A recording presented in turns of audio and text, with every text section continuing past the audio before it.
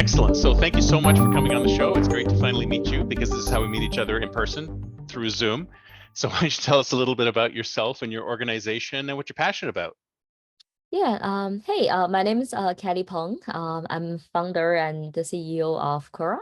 And Kura, we're building the world's best performing augmented reality glasses that providing the most immersive field of view, transparency, resolutions, and give you first-person view AI, and basically like it recognize what you're doing and recognize your gesture and know what you're doing, and then give you real-time live AI assistant through your work and through activities.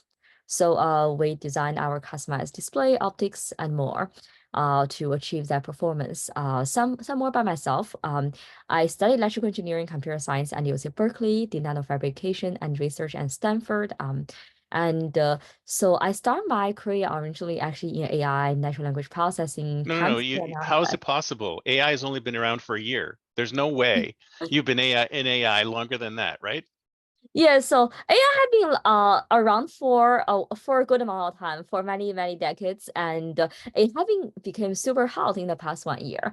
But in Right. the past, like people working on like computer vision, natural language processing, and like long context window analysis, time series analysis for many years, which built the foundation of today's AI. Exactly. Yeah. So so the one that everyone's familiar with, of course, is the Apple Vision Pro, right? Because it exploded onto the scene, well, about a month ago. And it was funny because it just sort of exploded on the scene. Everybody heard about it. Everybody was talking about it. And then all of a sudden it just sort of disappeared. What makes yours different from the Apple Vision Pro? What it makes it better than the Apple Vision Pro? Yeah. So as a lot of us knows, Apple Vision Pro is a claim to be mixed reality, but when you're actually wearing it, it's not really see-through. Mm. It's not directly see-through, it's video see-through. And basically what means there is, like I don't have one next to me here, but like there is cameras on the front, just as Oculus. Right. You see the world through those cameras.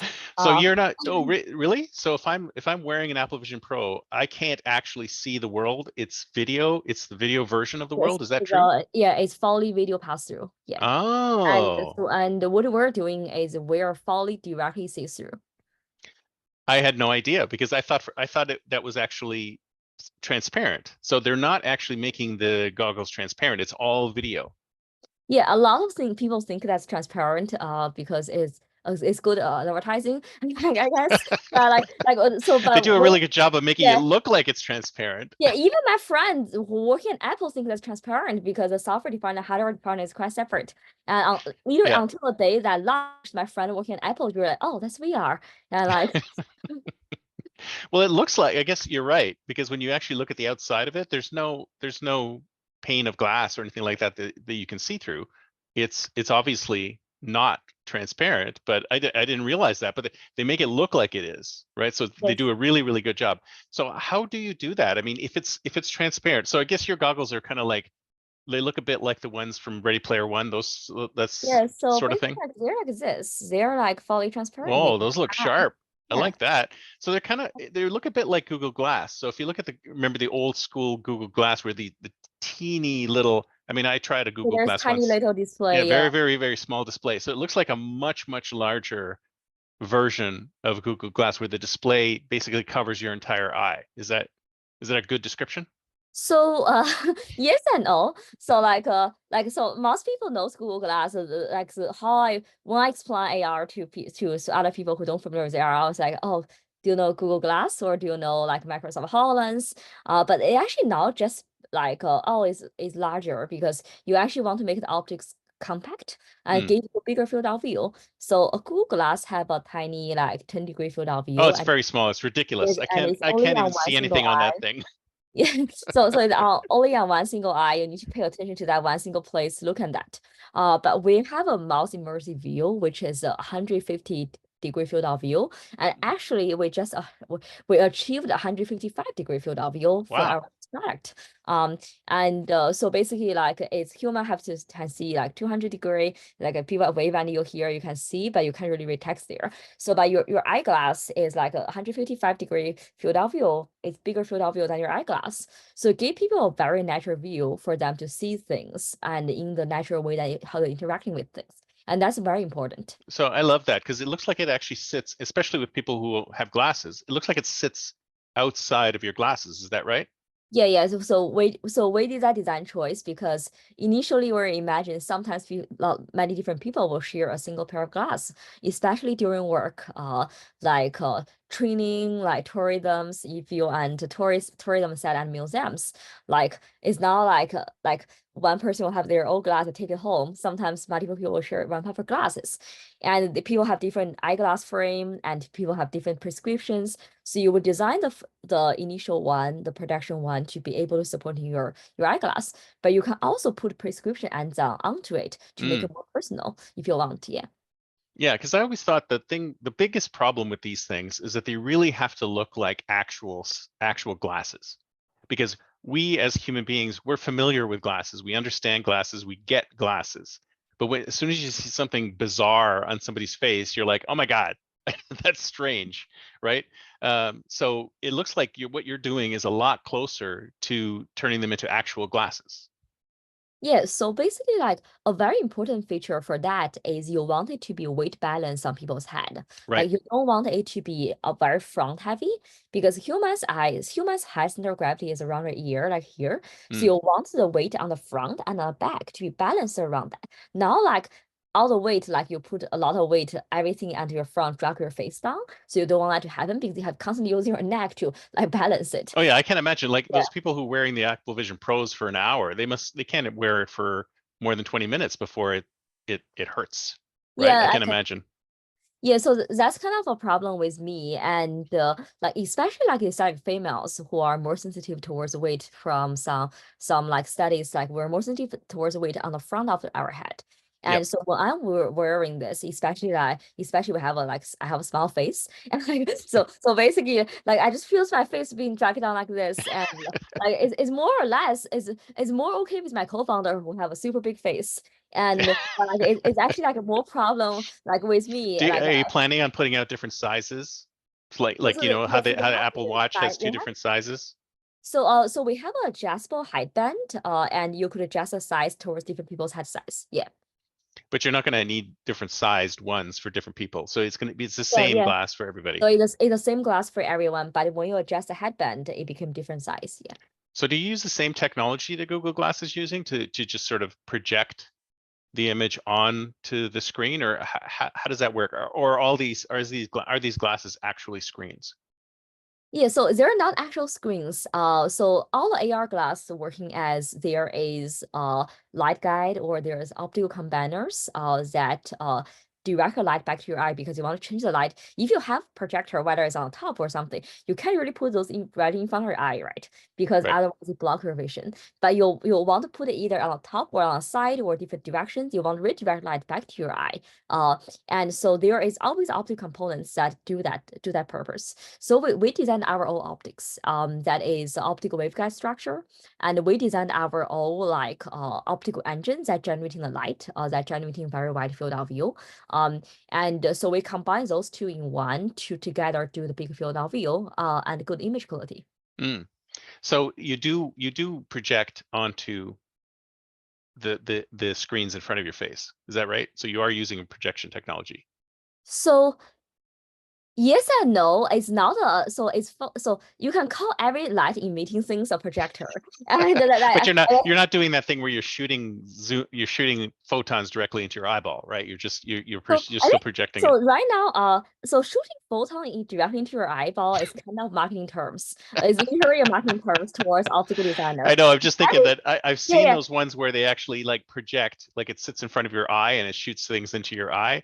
But So I'm assuming that's not real, yeah, so there is a lens that redirect like rays or photons back to your eye. But like I see like but the thing is almost everyone who claim we directly project photon into your eye is actually also a projector. right? So yeah, so it's not like a laser sitting in the corner of your room and that when you're looking at it, the laser moving across your wall and like Right. shoot directly into your eye. It's always they also have a lens and or waveguide that direct light back into your eye. So that's more like a like I would say like technically correct term to say that. Right. And But like normally, like right now, a lot of people mention they shoot photon into your eyes, which means they're using laser device. They're using Right. laser, and so we're not using laser because laser is not really eye safe. Right, right. Exactly, exactly. So I can understand. So I'm imagining the augmented reality experience where I can see the world and then you're overlaying data on the world. So something like if I'm walking up to a person, would it be able to say, recognize that person? And if it's somebody I know, go into my contact list and go, hey, that's Jamie, say hi. Are we Yes, there yet? yes. So basically, like AR glass is pair of glass. It have connectivities with cloud, with LTE, and like with data. And so whatever you can do with AI that or like you can do with like GPT-4 on your phone, or I can Right. do with image reverse search. All of those AR glass is just like another computer for that. So Mm, whatever you can do that, you can do it on AR glass. So like for example, like you can if you want, you can recognize persons, you can recognize parts. And you can recognize like, hey, what can I do with my food? What's the right. ingredients in that? And like It's like what I can I want fix my something to car? say when I'm looking at it. It's like looking at a burger and fries and going, "You shouldn't eat that." Like put a big X over it because it's like unhealthy. Yeah, yeah, things like that. So you could use it for personal mode. For example, like if you are like a new employee on something you want to learn or assembly procedure, it can recognize what you're doing in your action and tell you what's the next steps. Yeah. And you can also use it for like people recognizations, like, oh, did I met this person? Like, can you create a contact list for me for everyone I met? And more. Yeah. Oh, I'd love that. So, but the experience is not immersive, right? It's definitely not immersive because it just presents it in front of you. Like you can't watch movies or anything like that on it, or can you? Can you also Oh, do something like that? yeah, so the experience is fully immersive actually. So Mm, so a good pair of AR glass is also the best pair of mm, VR headset. And mm. because you know what, when you cover the front became VR. Right, So when you cover it with black paper, it became VR. And so like when you cover it like black liquid crystal exchange like switchable materials became VR. And you can like we actually have a demo like in our office that you can do a fall movie watching. oh, And really? Cool. yeah, How yeah. big can the So screen be? Can it be like a giant, like a Cinemax so sort of it will be screen? bigger than the biggest IMAX screen you would ever Oh, see. nice. Actually, like I'm not an IMAX movie enthusiast, so I'm not sure how exactly like depending on which show you're sitting. But Yeah. like so it cover everywhere that your eyeglass can see. Mm, Roughly people's eyeglass have like different shapes, and but it covers like it's bigger field of view than a normal people's eyeglass. And in right. those areas, you can do full immersive movies. Hmm. Um, and you can basically whether you want to do like a movie mode or you want to do like recommendation mode or like AI mode or like employee training mode or data visualize 3D model visualization mode is up to your content, up to your application. Yeah. Right. Right. This is really cool. So you're one of the founders of the company, right? Yeah. How long have you been around? Yeah. So we have been so I registered this company many years ago, like more than like 6 years ago, but like this current I product like we the way you say many. Six is many because in yeah, internet terms, six is like ancient, right? yeah. And okay, so basically like but the current product we're working on is more or less about 3 to 4 years. Yeah. Hmm. And so did you ever have like where are you at in the cycle? I mean, is the product launched? Are you still looking at getting it out the door, or where are you at right now? Yeah. So basically, like so we have done beta already. We have done betas with many different use cases already, Hmm. and we're getting the initial commercial launch ready soon. And I can't exactly release a date, and Right.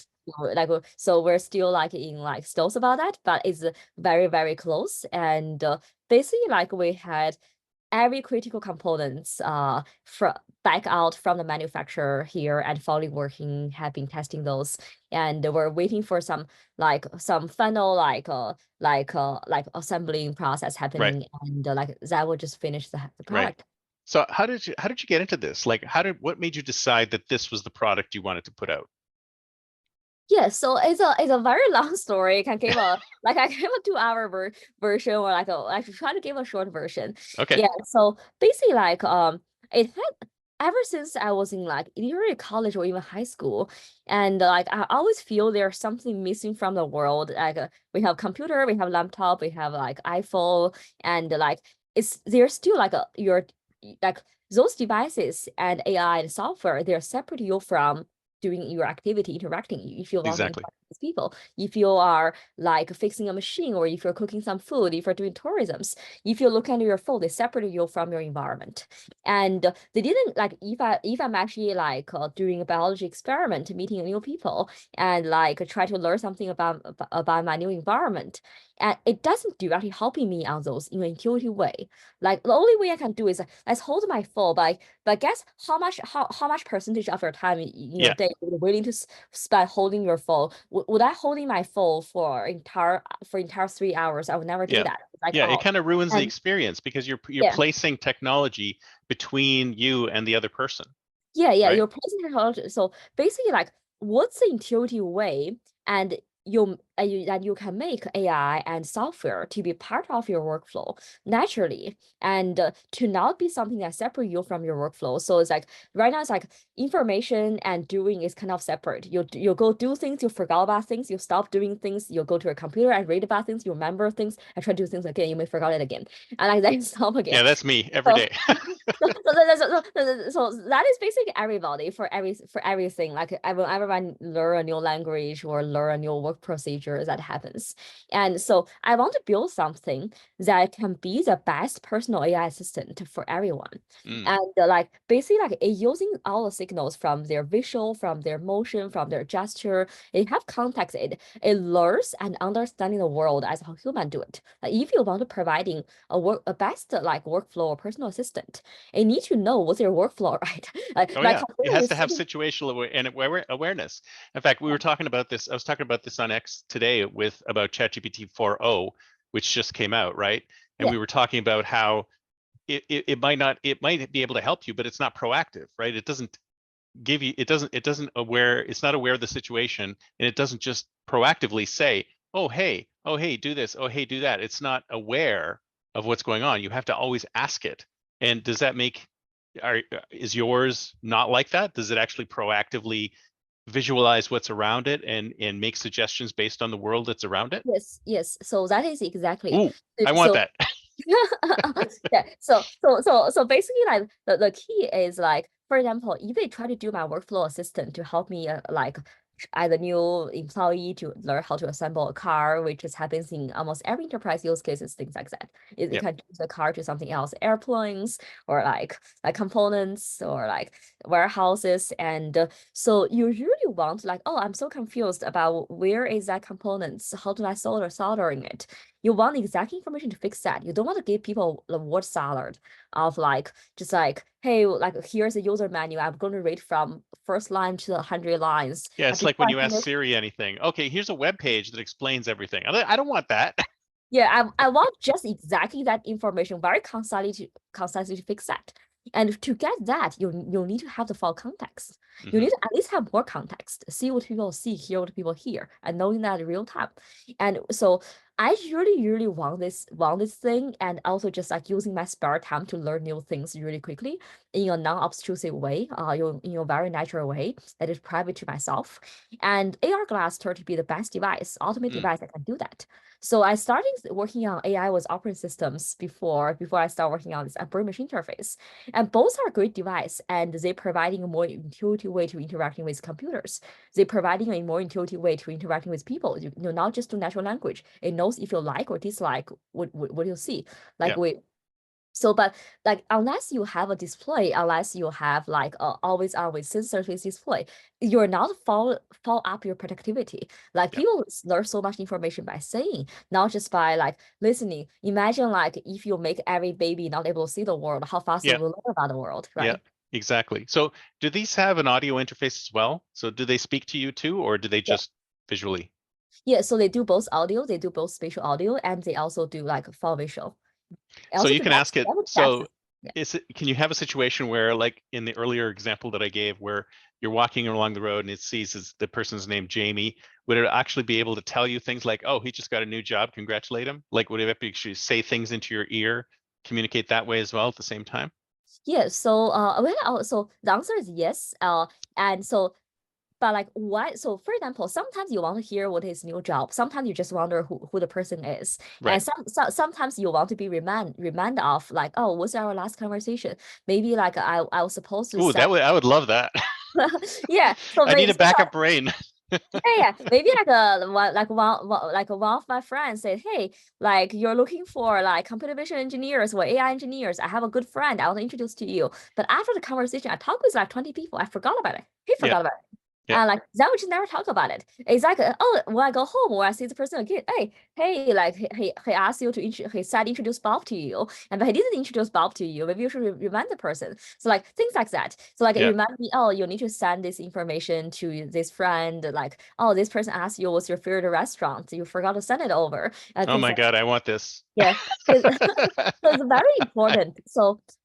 There's two key very important to upgrade today's AI, and like which we realize, and which is the two things we focus on. One is personalized. So for example, some people like, oh, this person might be a recruiter, and he's like this person interested. Oh, what's the person's last job is, and Yep. how's the performance, and what's the person's name, what's the person's skill set. Another person maybe like interesting fashion. Like I see a girl wear something on the street I really like. I just want to take not really the person's face, but like what the person wearing is Hmm. like I really want to use those to upgrade my taste. If I collect all of those, I have an AI stylist that can telling me like how do I follow trend better in clothing and more. And like so and like so I do direct shopping links. Like if people used to go to malls, like people shopping online, now people shopping when they see things. And Hmm. like so basically, I can have in different modes that optimize for myself, and like that's very important. Another thing very important is as we mentioned earlier, it has memories. Mm. It remember what did you do 2 months ago. It remember what happens when we talk with this person last time, and Oh, I like use my so, Google timeline all the time. It's like, do you remember that restaurant that we went to on that day? It's like you swing back into your Google timeline and it'll go, oh, this is exactly where we were. And it's like, so, and I look at that and I go, boy, that's scary. But at the same time, if I didn't have that, I would never have remembered it. yeah. So it's the So same thing there, right? yes, to remember a timeline, to know what happens exactly on the day, and like having multimedia data of like photos, of audios, of conversations that remind you of exactly that moment. That's how people remember things. Hmm. People don't remember things by just a single information. People remember things by correlation between things. Yeah, And it's like the especially in whole systems, experience needs to be captured, and that's what you're yeah, doing yeah, with this especially device. and sometimes it's like I eat a good food like 80 years ago, and like because I eat a good food, I remember what the restaurant, what was the food, so I remember how all the conversation happens around that time. But Yeah, even you ask me what happens in earlier in the day or before I go to sleep or day after, I remember nothing. It's yeah. like people remember a small piece of information about something that caught their attention, but they use that to recall the rest of the information. Hmm. No, fantastic. I love this. I can't wait for it to come out. So it's time to think like a futurist. It's the year 2034, 10 years from now. Where do you see this space in 10 years? I mean, I see it as everybody wearing one of these, and the form factor is just like regular pair of glasses. Where do you see things? Yeah, so basically like in 10 years a lot of things could happen. And yeah. That's why I So like to go 10 years, because people are like, I have no idea what it's going to be like in yeah. 10 years. So basically like in my view, I would say like I see like like AR, AI glasses and AI wearables became very versatile, became a part of our life. Right. And it's like something is like whether it's from like mom taking care of kids, and like you do tourisms, and you are doing like workflow trainings, and like or just I'm with my own working around around the house.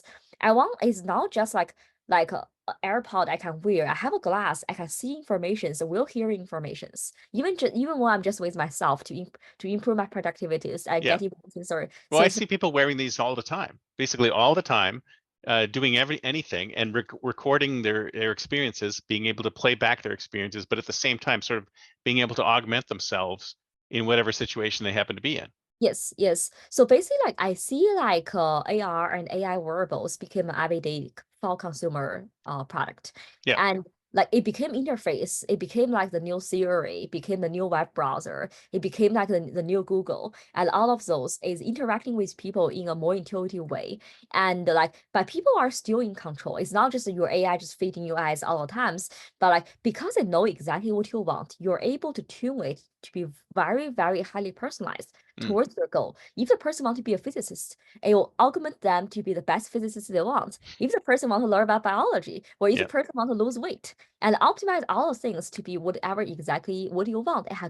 It not just do one thing, it can do like 100 things in parallel for you. And so like that's what I see the future will It's be like about. Yeah. we wouldn't need school anymore because you could just put one of these on and you'd Yes, that's instantly be so educated. that's exactly what I mean. So I'm like, I came out with Oh, this good. You're idea. eliminating school. I love that.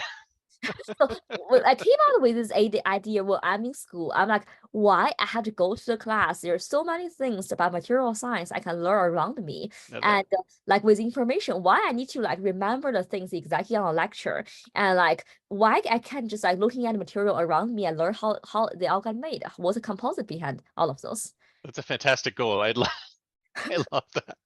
I love that idea because I don't know. There's this really old science fiction novel called "Stars in My Pocket Like Grains of Sand," and in that novel, at birth, they implant a chip in every kid's head, and when the kid and every time you think of a question, the answer pops into your head because it communicates with AIs that are orbiting the planet. So you never need to learn anything because all you have to do is think about what you're looking for and it automatically pops into your head. And I'm thinking this is kind of like a great granddaddy of that type of service where if you have this thing on you and it's understanding everything around you, then it can help you basically do anything you want. Yeah, so long story. I was working on Burmish interface before I was working on like AR and like other AI stuff. And so like the reason I'm working on Burmish interface is because I was thinking like I was working on something called like and dislike classifier. And at that time, like I built the world's highest accuracy Burmish interface, EEG brainwave based like and dislike classifier. Hmm. And if from how you react to things for what you see, what you hear, it knows if you like something, or you're likely going to say yes, or you don't like something, you really hate it, or you don't really care. Hmm. And so using those, so that is one of the protocol like I was working on to as another way of like you don't really have to like dislike. We'll see something, you give your AI a signal like dislike. You just like it knows if you're curious, it knows if you're angry, Mm. it knows like if you like to see it more, it knows if you want to learn, and it knows like the reason why you like those and able to distinguish between subtle emotions.